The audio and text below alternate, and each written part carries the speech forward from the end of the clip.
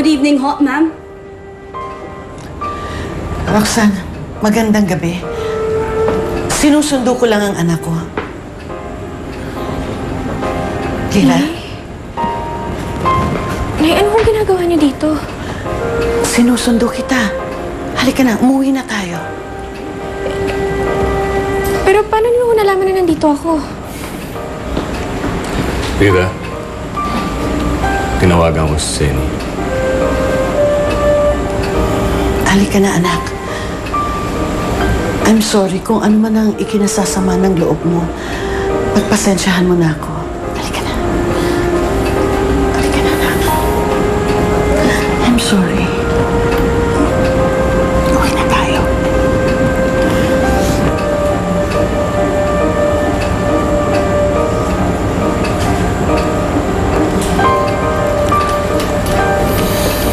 Uwi na tayo, ha? Halika na, paalam ka na. Maraming salamat, Mr. Saavedra. Roxanne, salamat.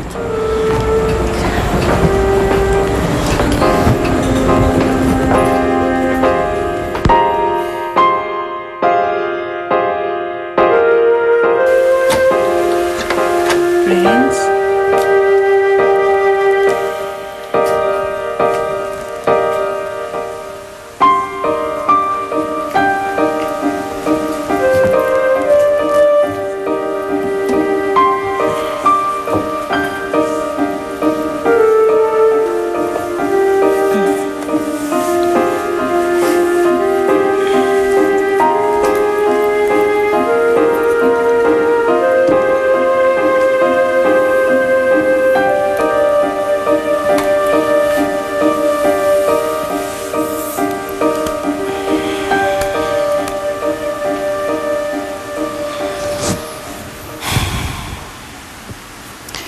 Makaka-recover ka rin, anak.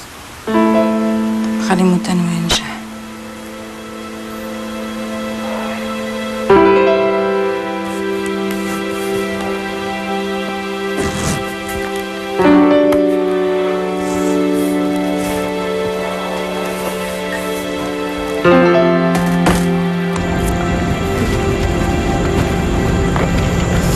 Good night. Salamat po ulit, Mr. Saavedra. Walang anuman. Roxanne. Have a nice evening.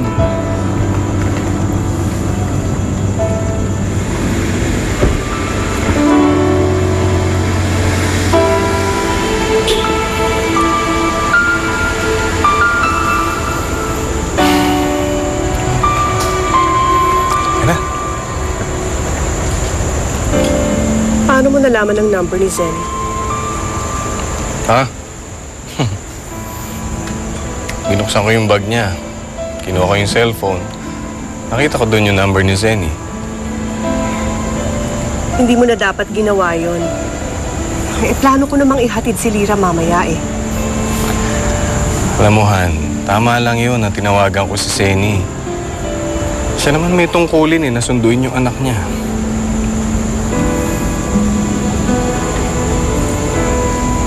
Oh, bakit bigla kang natahimik? Aaminin ko sa'yo. Nagselos ako kanina nung nakita kong niyakap ni Zen si Lyra. Sabi ko na nga ba eh. Alam mo, Han, hindi ko naman inaalis sa'yo na magmalasakit ka kay Lyra. Pero sana, huwag mo rin kakalimutan na hindi naman siya si Angeline. Hindi naman siya yung anak mo eh. Anak siya ni Senny, hindi mo siya anak, kaya wala kang karapatang magselos. Kung ano man yung atensyon na gusto mo ibigay kay Lyra, bakit hindi mo na lang ibigay sa anak natin? Alam mo, aminado na nga yung bata eh, na nagsiselo siya kay Lyra. Kaya yung atensyon na binubuhos mo doon, buhos mo na lang sa anak natin dahil di naman natin kaano-ano yan si Lyra eh.